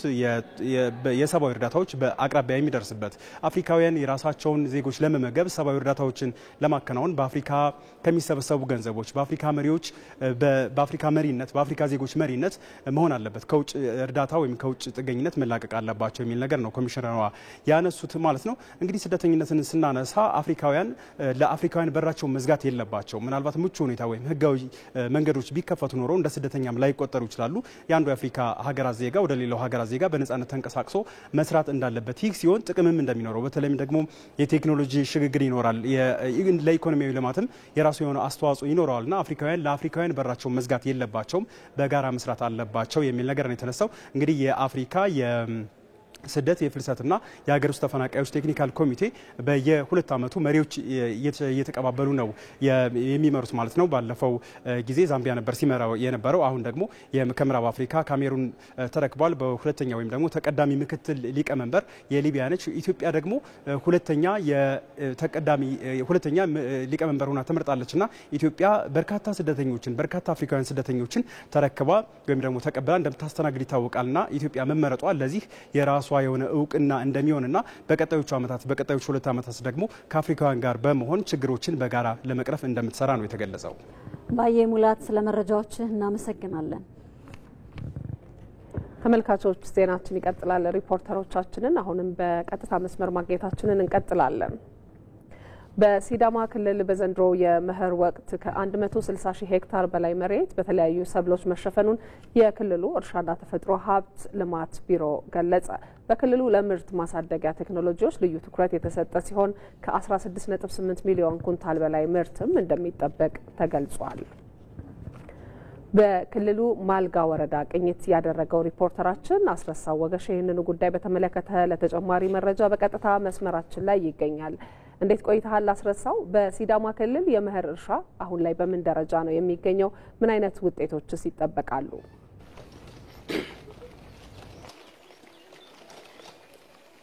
በጣም አመሰግናለሁኝ። በሲዳማ ክልል በዘንድሮ የመኸር ወቅት ወደ 160 ሺህ ሄክታር መሬት በተለያዩ ሰብሎች ተሸፍኖ ነው የሚገኘው። ከዚህ ውስጥ ደግሞ 116 ሺህ ሄክታር የሚሆነው በዋና ዋና ሰብሎች ማለትም እንደ ገብስ፣ ስንዴ፣ ጤፍ፣ ባቄላና አተር በመሳሰሉት የተሸፈነ ነው። በተለይ ደግሞ በክልሉ በገብስና በስንዴ ምርት የሚታወቀው የማልጋ ወረዳ ላይ ከማልዳ ጀምሮ ምልከታ እያደረግን ነበርና እዚህ ቦታ ላይ በተለይ ከአርሶ አደሮች ጋር በነበረን ቆይታ አርሶ አደሮቹ ከእርሻ ጊዜ ጀምሮ በተለይ ለማሳቸው አስፈላጊውን ዝግጅት በማድረግ ከዛ ባለፈም ደግሞ እንደዚሁ የምርት ማሳደጊያ ቴክኖሎጂዎችን በመጠቀም አፈርን ማከም ጨምሮ አስፈላጊውን ግብዓት እንደ አፈር ማዳበሪያ እንደዚሁም ደግሞ ምርጥ ዘር መጠቀምና ከዛ በኋላ ሰብል ከበቀለ በኋላም እንደዚሁ የተባይ መከላከያዎችን በመጠቀም አሁን ላይ ሰብላቸው በጥሩ ሁኔታ ላይ እንደሚገኝ እንዲሁ ነግረውናል። ከዛ ባለፈ በክልሉ ከቅርብ ጊዜ ወዲህ በተለይ በኩታ ገጠም የማልማት የማረስ ልምዱ በከፍተኛ ደረጃ እየጨመረ መምጣቱን እንደዚሁ ነግረውናል። ይህም ደግሞ የተሻለ ውጤታማ እንዲሆን እያደረጋቸው መሆኑን ተናግረዋል። በተለይ ምርታማነትን የሚያሳድጉ ቴክኖሎጂዎችን መጠቀማቸውና የኩታ ገጠም አስተራረስን መጠቀማቸውን ተከትሎ በሄክታር ከ15 እስከ 20 ኩንታል ያገኙበት ከነበረው አሁን ላይ እስከ 35 ኩንታልና 40 ኩንታል ድረስ በሄክታር እያገኙ መሆኑን ነግረውናል። ከዛ ባለፈ ምልከታ ያደረግንበት የማልጋ ወረዳ ደግሞ ለተለያዩ ፋብሪካዎች እንደዚሁ የቢራ ብቅልን በማቅረብም እንደዚሁ የሚታወቅ ነው። በዘንድሮ ዓመት ብቻ በተለይ በክላስተር አርሶ አደሮቹ በማልማት ከ150 ሺህ ኩንታል በላይ የሚሆን ገብስን እንደዚሁ ለተለያዩ ፋብሪካዎች ለማቅረብ በትኩረት እየሰሩ መሆኑን ነግረውናል። አሁን ላይ ማሳቸው በጥሩ ሁኔታ ላይ ይገኛል። ከዚህ በኋላ ምናልባትም ከአንድ ወር በኋላ ደግሞ እነዚህ አርሶ አደሮች ምርት ወደ መሰብሰብ ስራ ነው የሚገቡት። ለዛም እንደዚሁ አስፈላጊው ዝግጅት እያደረጉ መሆኑን ነግረውናል። በተለይ የምርት ብክነት እንዳይኖር የምርት አሰባሰቡ ላይ ሰፊ ዝግጅት እያደረጉ መሆኑንና ዘንድሮ ያለው ዝናቡም አጠቃላይ ከእርሻ ጀምሮ ያሉ ሂደቶች ጥሩ በመሆናቸው የተሻለ ምርታማ እንሆናለንና በክልሉም በተለይ የቤተሰብ ብልጽግና ለማረጋገጥ የተለያዩ ኢኒሼቲቮች ተግባራዊ የተደረጉ በመሆኑ የተሻለ ምርት እናገኛለን ብለው እንደሚጠብቁ ነግረውናል። ለጊዜው ያሉ መረጃዎችም እነዚህ ናቸው። እናመሰግናለን አስረሳው። መልካም ቀን ይሁንልህ። አሁን ደግሞ በዝርዝር ወደምንመለከታቸው ዜናዎቻችን እናልፋለን። ለረጅም ዘመናት የቆየውን የአብሮነት እሴት የሚጥሱና በመገናኛ ብዙሃን የግጭት ጥሪ የሚያደርጉ አካላት ላይ መንግስት ሕግ የማስከበር ስራ እንዲሰራ የኢትዮጵያ የሃይማኖት ተቋማት ጉባኤ ጥሪ አቀረበ። አምስተኛው ሀገር አቀፍ የሰላም ጉባኤ በአርባ ምንጭ ከተማ ተካሂዷል። ሞላ ለማየው በጉዳዩ ላይ ተጨማሪ ዘገባ አለው። አቃፊና አስታራቂ የሆኑት የጋሞ የሰላም አባቶች መዲና አርባ ምንጭ ከተማ ሃይማኖቶች ለሰላም ለአንድነትና ለአብሮነት በሚል መሪ ሐሳብ አምስተኛው ሀገር አቀፍ የሰላም ጉባኤ ተካሂዷል። የኢትዮጵያ የሃይማኖት ተቋማት ጉባኤና የደቡብ ኢትዮጵያ ክልል የሃይማኖት ተቋማት ጉባኤ በጋራ ያዘጋጁት የሰላም ጉባኤው ሰላምን ለማጽናት የሃይማኖቶች ሚና ላይ ትኩረቱን አድርጓል። ሰላም ከግለሰብ ጀምሮ እስከ ሀገር ያለው ዋጋ ከፍተኛ ነው ያሉት የደቡብ ኢትዮጵያ ክልል ርዕሰ መስተዳድር ጥላሁን ከበደ ሰላም ስለተናፈቀ ብቻ አይመጣም፣ ይልቁንም ብርቱ ጥረት፣ ከፍ ያለ መስዋዕትና ስራ እንደሚጠይቅ ተናግረዋል። ለዚህም ከመከፋፈልና ምቀኝነት በመውጣት በሐቅና በአብሮነት በመቆም ሰላምና ልማትን ማሳካት ይቻላል ብለዋል። ሰላም የሚረጋገጠው ከሌላው ጋር ተረዳርተን፣ ተቻችለን፣ ተከባብረን፣ ሰጥተን ተቀብለን እና አንዳችንን አጥፍተን ሳይሆን በጋራ ተጠቃሚ ሆነን መኖርን ምርጫችንና አማራጫችን ስናደርግ ብቻ ነው። እዚህ ላይ ሃይማኖታዊ እሴቶቻችን ሲጨመሩበት በደልን በይቅርታ ማራቅ፣ በብሔር፣ በጎጥ፣ በቀለም መከፋፈልን በአብሮነት ወደ ውበት መቀየር፣ ውሸትን፣ ሴራንና ምቀኝነትን በሐቅ በቅንነትና በደግነት መተካት ባህል ይሆንና ዕውቀትን በዕውቀት ላይ፣ አቅምን በአቅም ላይ፣ ሀብትን በሀብት ላይ በመደመር በአጭር ጊዜ ወዳሰብነው የብልጽግና ማማ መድረስ ይሆናል። በኢትዮጵያ በተለያዩ አካባቢዎች የነበሩ የሰላም መደፍረሶች አሁን ላይ ወደ ዘላቂ ሰላም ለማሸጋገር ተስፋ ሰጪ ሁኔታዎች ተፈጥረዋል ያሉት የሰላም ሚኒስትር ዴኤታ ዶክተር ከይረዲን ተዘራ የተገኘውን ሰላም ለማጽናት ሃይማኖቶች ሚናቸው የላቀ መሆኑን ገልጸዋል። ኢትዮጵያ የሰው ዘር መገኛ ብቻ ሳይሆን ከሌላው ዓለም በተለየ መልኩ የእምነቶቻችን የፍቅርና የአብሮነት መገለጫ ሆና የጋራ እሴት፣ የጋራ ትርክት፣ የጋራ ማንነት ዛሬ ልክ እንደዚህ እንደምናየው ሁላችንም እዚህ ውስጥ አለን። ክርስትናው አለ፣ እስልምናው አለ። ሁላችንም አምረን የምንኖርባት ድንቅ ሀገር ናት። ነገር ግን በተወሰኑ አካባቢዎች ላይ ሃይማኖትን መሰረት ያደረጉ ሌሎች ፍላጎቶች ብቅ ማለታቸው የዚህ የዘላቂና የአብሮነታችን መገለጫ ባለመሆኑ ክቡራን የሃይማኖት አባቶች ሳይቃጠል በቅጠል ነውና እንደዚህ አይነት ብቅ የሚሉ ነገሮችን በጊዜ በማረም የተለመደው አብሮነታችን ፍቅርና አንድነታችን ተጠናክሮ እንዲቀጥል የዘውትር ስራቸውን በየእምነቶቻቸው እንድታደርጉ የሰላም ሚኒስቴር በዚህ አጋጣሚ መልእክቱን ማስተላለፍ ይወዳል።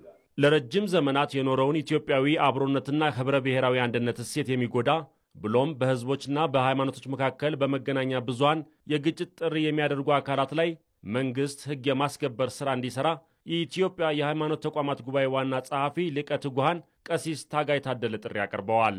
መንግስት የጥላቻ ንግግርና የመገናኛ ብዙሃን የሚመራበት አዋጅ ያወጣ ቢሆንም በማህበራዊ ሚዲያም ይሁን በሚኒስትሪ ሚዲያው እየወጡ ያልተገራ ንግግር የሚናገሩ በህዝቦችና በሃይማኖት ተቋማት መካከል ጥላቻን የሚሰብኩና የግጭት ጥሪ የሚያደርጉ አካላት በመከታተል የማረምና አስፈላጊውን የህግ የበላይነት የማስጠበቅ ስራውን አጠናክሮ እንዲሰራ ጉባኤያችን በተደጋጋሚ ያሳስበዋል። አሁንም ከአርባ ምንጭ ከተማ ይህንን ያሳስባል። የሃይማኖት ተቋማትና አባቶች ሀገር በሰላም ለማጽናት በሚደረገው ሂደት ምዕመናንን የማስተማርና ኮትኩቶ ለሰላም የማብቃት ስራቸውን አጠናክረው መቀጠል እንዳለባቸው ተገልጿል። የደረሱ ሰብሎችን ወቅቱን ካልጠበቀ ዝናብ ለመከላከል በደቦ ወይም በጋራ እየሰበሰቡ መሆኑን የአዊ ብሔረሰብ አስተዳደር አርሶ አደሮች ተናገሩ። በብሔረሰብ አስተዳደሩ በመኸር ወቅት ከ408 ሺህ ሄክታር በላይ መሬት በተለያዩ ሰብሎች የተሸፈነ ሲሆን የደረሱ ሰብሎችን በወቅቱ ለመሰብሰብ ቅንጅታዊ አሰራሮችና ቴክኖሎጂን በመጠቀም ርብርብ እየተደረገ ነው ተብሏል። ሳሙኤል ወርቃየሁ በአብዛኛው የሀገሪቱ አካባቢዎች በመኸር ወቅት የተዘሩ የደረሱ ሰብሎች የሚሰበሰቡበት ወቅት ላይ እንገኛለን። በአማራ ክልል አዊ ብሔረሰብ አስተዳደር የዚገም ወረዳ አርሶ አደሮችም የደረሱ ሰብሎችን እየሰበሰቡ ይገኛሉ። የተለያዩ ሰብሎች የምርት ሁኔታም የተሻለ መሆኑን አርሶ አደሮች ተናግረዋል። ሰብሉ አሁን በጣም አሪፍ በሚባል ደረጃ ነው ያለው። እንግዲህ እንደምታዩት እየሰበሰብን ያለ ነው። ሰላሙም በጣም ደስ የሚል ሁኔታ ነው። እንግዲህ መጨረሻውን ያሳምረው። ከዚህ በፊትም እዚህ ጤፍ ዘርተን ነበረ። ከድሮ አሁን ይሻላል። ከድሮ በጣም ለዛ ያደረግነ ያው ጥሩ ሁኔታ ላይ ነው ያለነው። በቆሎ በጣም ምርት አለው ዘንድሮ። ዘሩም ምርት ነው፣ አዝመራው ምርት ነው። ደስ ይላል። በግብርና ስራዎች የሚከናወኑ ተግባራትን በደቦ ወይም በጋራ ማከናወን በአካባቢው አርሶ አደሮች ዘንድ የተለመደ የስራ ባህል ነው። ማሳቸውን በደቦ ያለሰልሳሉ፣ ይዘራሉ፣ ሰብሎችን ይንከባከባሉ። ሰብሎች ለመሰብሰብ ሲደርሱም በደቦ ይሰበስባሉ። እነዚህ አርሶ አደሮች የደረሱ ሰብሎችን እየሰበሰቡ የሚገኙትም በዚሁ መንገድ ነው።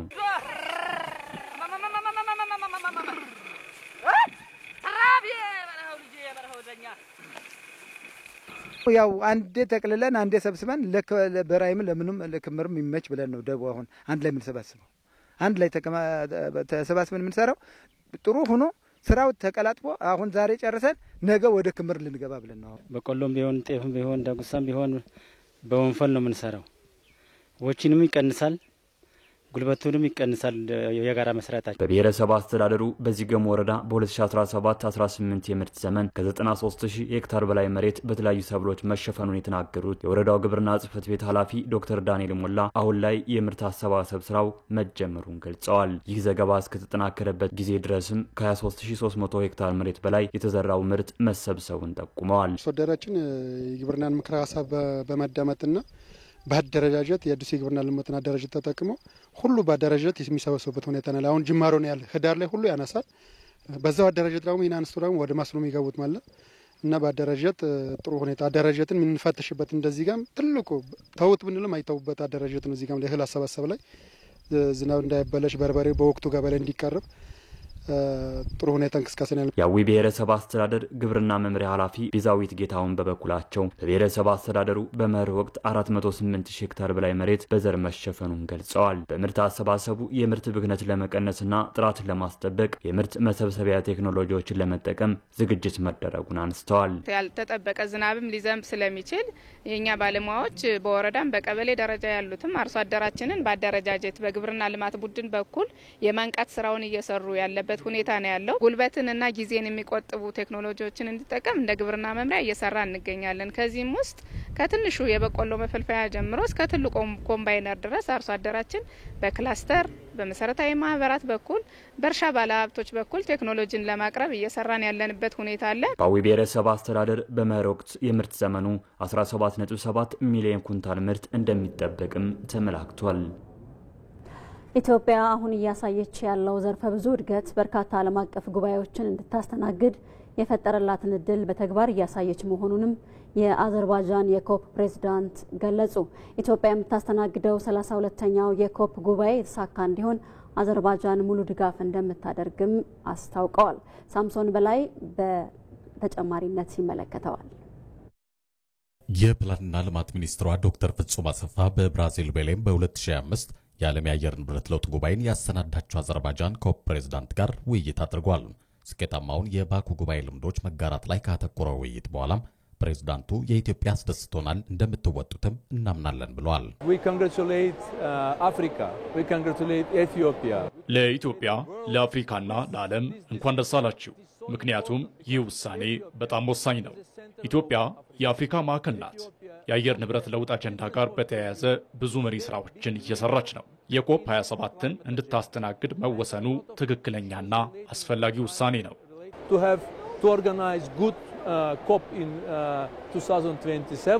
አዲስ አበባ እጅግ እያማረባትና እያደገች ያለች ከተማ መሆኗን እናውቃለን ያሉት ፕሬዝዳንቱ የአፍሪካ የዲፕሎማሲ ማዕከል ስኬታማ ዓለም አቀፍ ኮንፈረንሶችን ያስተናገደች፣ ከሁሉ በላይ ኩራት በሆነው አየር መንገዷ እንግዳ ለመቀበል ዝግጁ የሆነች ሀገር ናት ብሏል። አዘርባይጃን ኮፕ 29ን በስኬት እንደማጠናቀቋ የኢትዮጵያም እንዲሳካ እገዛችን አይለያቸውም ሲሉ አረጋግጠዋል። ወደ አዲስ አበባ በተደጋጋሚ መጥቻለሁ። ባለው እምቅ አቅም ምስክር ነኝ። እንደዚህ አይነት ዓለም አቀፍ ጉባኤዎችን ለማካሄድ አቅም እንዳላትም እርግጠኛ ነኝ። አዘርባይጃን የኮፕ 29ን በስኬት ማስተናገዷ ይታወቃል። ከዚህም ድጋፍ ስናደርግ ነበር። በተመሳሳይ በኢትዮጵያ የተሳካ እንዲሆን ድጋፍ እናደርጋለን።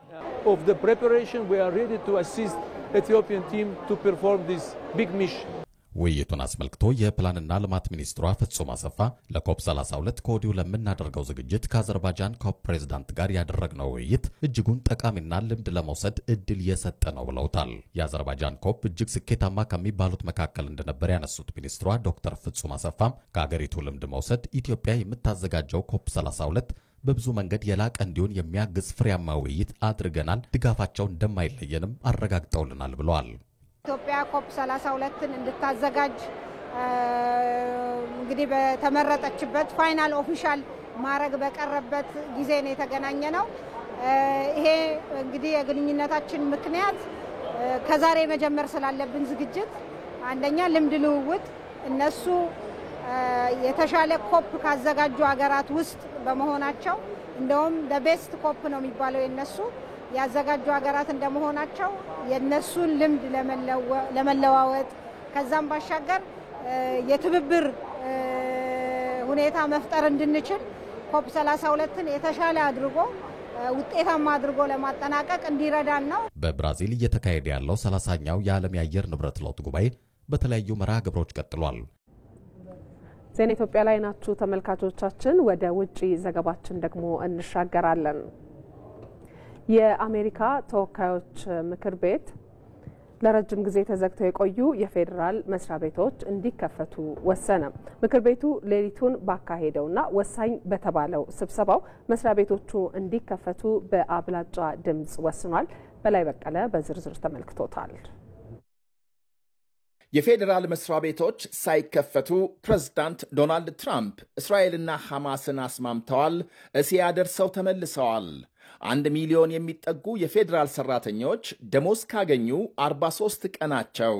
ይህም በሀገሪቱ የዕለት ተዕለት እንቅስቃሴ ላይ ትልቅ ተጽዕኖ ማሳደሩ ሲነገር፣ ዝቅተኛ ገቢ ያላቸው በሚሊዮኖች የሚቆጠሩ አሜሪካውያን ወራዊ የምግብ እርዳታ ክፍያዎች መቋረጣቸው ለአብነት ይጠቀሳል። በሀገሪቱ የአየር ትራንስፖርት ላይ ከፍተኛ እንቅፋት መፍጠሩ ሲታወቅ፣ የአየር ትራፊክ ተቆጣጣሪዎች ቅነሳ መደረጉን ተከትሎ በሺዎች የሚቆጠሩ በረራዎች መሰረዛቸው ተመልክቷል። የአየር ትራፊክ ተቆጣጣሪዎቹ ከመደበኛ ሥራ ሰዓት በላይ ያለ ክፍያ እየሰሩ በመሆናቸው ለድካም ተዳርገዋል ሲል የአቪዬሽን ተቋም መግለጫ ማውጣቱ ይታወሳል። በተመሳሳይ ባለፈው የትራምፕ የሥልጣን ዘመን የፌዴራል መስሪያ ቤቶች ለ35 ቀናት ሲዘጉ የትራንስፖርት ደህንነት ኤጀንሲ ሠራተኞች ያለ ክፍያ ከመስራት ቤት መቀመጥ መርጠው እንደነበር ይታወሳል። ማክሰኞ ዕለት ብቻም ከ1000 በላይ በረራዎች የተሰረዙ ሲሆን ፖለቲከኞች ችግሩን በአስቸኳይ እንዲያስወግዱ ከተለያዩ ወገኖች ጥያቄ ሲቀርብ ሰንብቷል። የፌዴራል መስሪያ ቤቶች እንዲህ ለረጅም ጊዜ ተዘግተው ሲቆዩ በአሜሪካ ታሪክ የመጀመሪያ ሲሆን መነሻውም የፕሬዝዳንት ትራምፕ አስተዳደር ያቀረበውን የበጀት ረቂቅ የዲሞክራት ሴናተሮች ውድቅ በማድረጋቸው ነው ተብሏል። የአሜሪካ ሴኔትና የተወካዮች ምክር ቤት በየዓመቱ ከሀገሪቱ ፕሬዝዳንት የሚቀርብላቸውን የበጀት ረቂቅ መርምረው ያጸድቃሉ። የአሁኑ ውዝግብ ረቂቁ ኦባማ ኬር በመባል የሚታወቀውን ዝቅተኛ ገቢ ላላቸው የጤና መድህን የሚደረግ ድጎማን የሚጎዳም፣ በአጠቃላይ ድሃውን የህብረተሰብ ክፍል ዘንግቶ ለሀብታሞች ያደላ ነው በሚል እንደሆነ ይነገራል። ሌሊቱን የተወካዮች ምክር ቤት ባካሄደው አስቸኳይ ስብሰባ ግን መስሪያ ቤቶቹ እንዲከፈቱ 222 ለ209 በሆነ የድምፅ ልዩነት መወሰኑን ሲኤንኤን ዘግቧል። ውሳኔው ትልቅ እፎይታን የፈጠረ ነው ብለዋል አፈጉባኤ ማይክ ጆንሰን። በስፖርት ዘገባችን ደግሞ በ2026 የዓለም ዋንጫ ተሳታፊ ለመሆን በአፍሪካ ዞን ምርጥ ሁለተኛ ሆነው ያጠናቀቁት 4 ሀገራት በሞሮኮ ዛሬ ምሽት ይፋለማሉ። ናይጄሪያ ከጋቦን፣ ካሜሮን ከዲሞክራቲክ ኮንጎ የሚያደርጉት የጥሎ ማለፍ ጨዋታ ደግሞ ተጠባቂ ነው። ተመልካቾቻችን እኩለ ቀን 6 ሰዓት ላይ የጀመረው ዜና ኢትዮጵያ በተከታተላችሁት መልኩ ተጠናቀቀ። ከኛ ጋር ቆይታችሁን ስላደረጋችሁ እጅግ አድርገን እናመሰግናለን። ዜና ኢትዮጵያን እየመራን ማህሌት ታደለና ነጻነት ፍቅሩ አብረናችሁ ቆይታ አድርገናል። መልካም ጊዜ ይሁንላችሁ።